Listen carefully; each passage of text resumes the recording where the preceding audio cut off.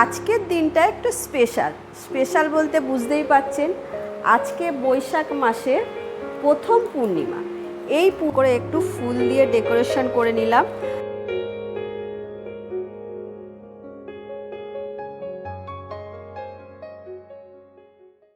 সবাইকে স্বাগত। আজকে মঙ্গলবার ঠিক সকাল 9টায় আমি আবারও আপনাদের সামনে হাজির হয়ে গেছি। কিন্তু আজকের দিনটা একটু স্পেশাল বলতে বুঝতেই পারছেন। আজকে বৈশাখ মাসের প্রথম পূর্ণিমা। এই পূর্ণিমার দিন অনেকে অনেক রকম পুজো করে থাকেন, বিশেষ করে লক্ষ্মীনারায়ণ। তো আমিও আজকে বাড়িতে একটু লক্ষ্মী আর নারায়ণের পুজো করব।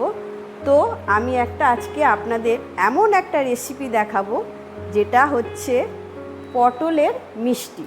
পটল দিয়ে আমি মিষ্টি তৈরি করব, আর সেই মিষ্টিটা আমি আজকে পুজোতেও দেবো আর আপনাদের করে দেখাবো। তো ভিডিওটা চলুন স্টার্ট করি। তো প্রথমেই চলুন, আমি এখানে কতগুলো পটল নিয়েছি। দেখুন, পটল আপনারা দেখেই বুঝতে পারছেন। এই পটলগুলোকে আমি পরিষ্কার করে পুরো ছুলে নিয়েছি, যেন একটুও পটলের চোকলা না থাকে। এইভাবে ছুলে নিয়েছি। এবার আমি পটলগুলোকে ঠিক মাঝ বরাবর এরকম করে কেটে নেব। ঠিক এরকম করে প্রত্যেকটা পটল আমি কেটে নেব।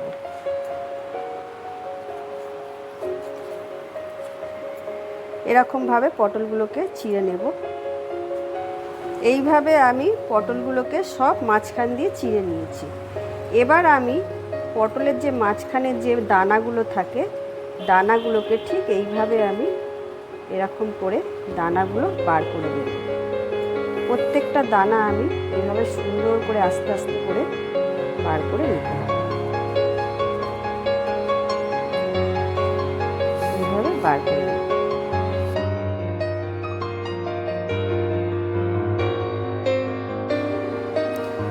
পটলের ভেতরের সব দানাগুলো আমি কিন্তু এরকম সব ভেতরে সুন্দর করে সব ফেলে দিয়েছি। এরকম ফেলে দিতে হবে। এবার আমি একটা গামলা বসিয়েছি। বসিয়ে এর মধ্যে আমি কিছুটা জল দিয়ে দেব।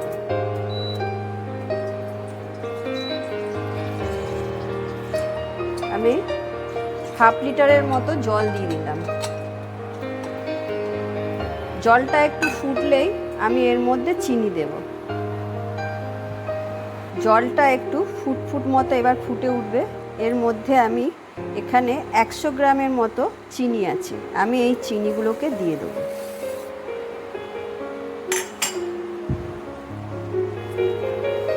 তারপর আমি যতক্ষণ না চিনিগুলো না গলছে, আমি একটু এটাকে ভালো করে নাড়াতে থাকবো। চিনিগুলো গুলে গেলে এটাকে আমি একটা হালকা শিরা তৈরি করব। চিনিগুলো একদম গলে গেছে দেখুন। এবার আমি এটাকে আর 1 মিনিটের মতো এটাকে জাল দেব। হালকা একটা, যাতে শিরা তৈরি, বেশি গাঢ় না, পাতলা একটা শিরা তৈরি করব। 1 মিনিটের মতো এটাকে আরও ফুটিয়ে নেব। আমি এটাকে 1 মিনিটের মতো ফুটিয়ে নিয়েছি। একদমই এটা তার করতে হবে না, তারের কোনো দরকার নেই। 1 মিনিটের মতো জাল করে নিলেই হবে, পাতলা। এর মধ্যে আমি এখন দেব সামান্য একটুখানি ফ্রুট কালার দিয়ে দিলাম। দেখুন জলটা কি সুন্দর সবুজ রং হয়ে গেল ফ্রুট কালার দিয়ে। এবার আমি এর মধ্যে দিয়ে দেব সবকটা পটল। আমি এর মধ্যে দিয়ে দেব। পটলগুলো দিয়ে আমি এটাকে মিনিট 2-এর মতো এটা আমি সেদ্ধ করে নেব, যাতে পটলগুলো ভালো মতো সেদ্ধ হয়ে যায়। তারপর আমি এটাতে এখন একটু চাপা দিয়ে দেব।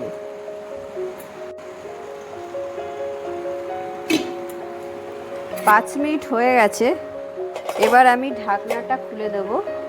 খুলে দেখে নেব পটলগুলো কিন্তু একদম সেদ্ধ হয়ে গেছে। এর মধ্যে পুরো চিনির শিরাগুলো ঢুকে গেছে। এবার আমি ফ্লেমটাকে, গ্যাসটা বন্ধ করে দেব। এটা আমি বন্ধ করে দিয়েছি। বন্ধ করে আমি এরকম একটা পাতিলেবু নিয়েছি। এই লেবুটার রসটা আমি পুরো চিপিয়ে এর মধ্যে দিয়ে দেবো।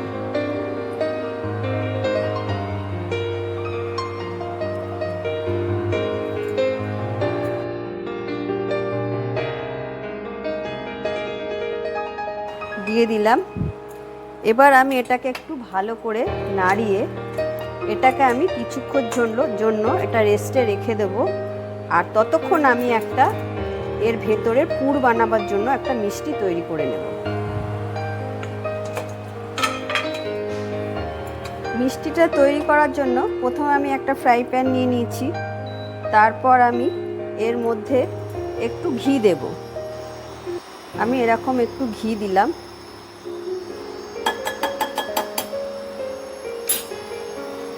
ঘিটার মধ্যে আমি এখানে এইরকম ছোট্ট একটা বাটি মানে 2 কাপ চা চামচের 2 চামচ এখানে চালের গুঁড়ো, গোবিন্দভোগ চালের গুঁড়ো আমি নিয়েছি।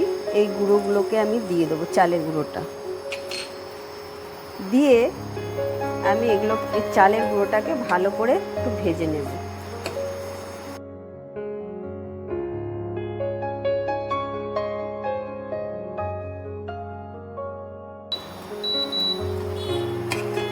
এরকম হালকা করে ভেজে নিয়েছি। এরপর আমি এখানে একদম অল্প পরিমাণে একটু ময়দা দিলাম। ময়দাটাকেও আমি এরকম করে একটু ভেজে নেব। একদম বেশি ভাজবো না, হালকা ভেজে নিতে হবে।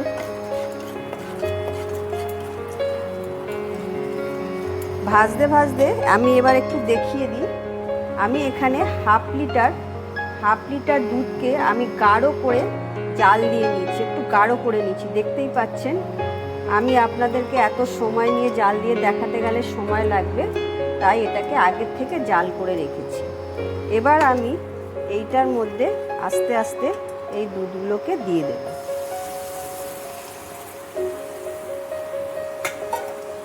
দিয়ে এটাকে আমি একটু ক্ষীর মতো তৈরি করে নেব। আর একটু ফুটিয়ে ভালো করে একটা ক্ষীর তৈরি করব।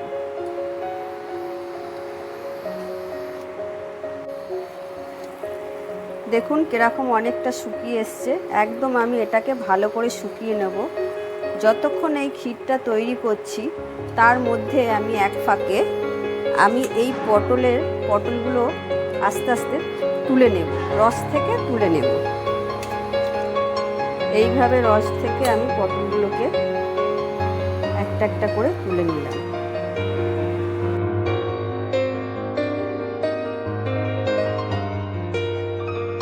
কটা আমি এই রস থেকে সব কটা পটল আমি এরম করে তুলে আলাদা করে রেখে দিলাম। এখানে আমি ক্ষীরটা কিন্তু অনেকটাই শুকিয়ে এসছে। আমি ক্ষীরটাকে আরও শুকাবো। এর মধ্যে এখন আমি একটু চিনি দেব।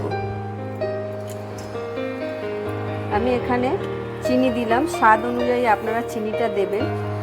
অল্প, এখানে বেশি মিষ্টি দেওয়ার দরকার নেই, হালকা মিষ্টি ভালো লাগবে। তা আমি এখানে অল্প করে মিষ্টি দিলাম। দিয়ে এটাকে আমি ভালো করে আবারও জাল করে নেব।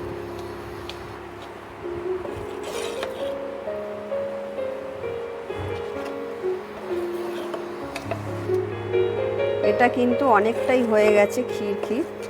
এবার এটাকে আমি এরকম অবস্থায় আমি গ্যাসটা বন্ধ করে ঠান্ডা হতে দেব। ঠান্ডা হলেই তবে এটা আরেকটু জমাট হবে। দেখুন ঠান্ডা হয়ে গিয়ে কি সুন্দর একটা ক্ষীর তৈরি হয়ে গেছে, দেখতেই পাচ্ছেন। এবার আমি একটা যা কাজ করব, এখান থেকে আমি বেশ কিছুটা অল্প সামান্য একটু ক্ষীর তুলে নিলাম। এটা আমার দরকার আছে, দেখতে পাবেন আমি পরে এটা দিয়ে কি করছি। তুলে নিয়ে এর মধ্যে আমি একটু সামান্য একদম অল্প, দেখতেই পাচ্ছেন একদম অল্প পরিমাণে একটু ফুড কালার দিলাম। দিয়ে এটাকে আমি একটু ভালো করে মেখে নেব।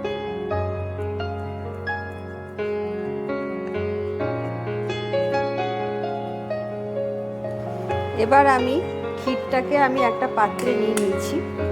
নিয়ে আমি এবার এই পটলগুলোর মধ্যে ক্ষীরটাকে এরকম করে আস্তে করে বসিয়ে দেব।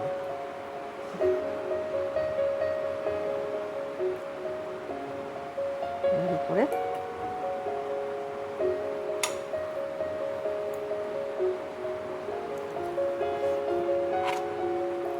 এরকম করে ভালো করে পুর দিয়ে দিতে হবে।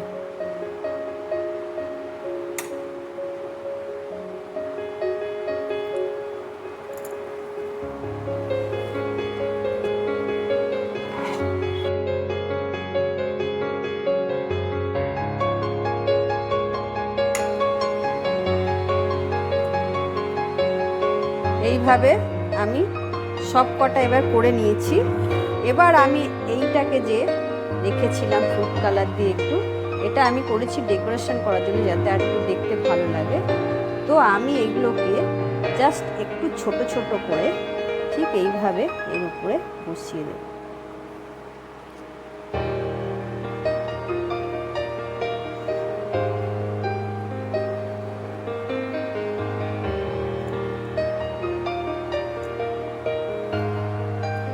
এবার আমি এর মধ্যে একটা করে কেশর অ্যাড করে দেব।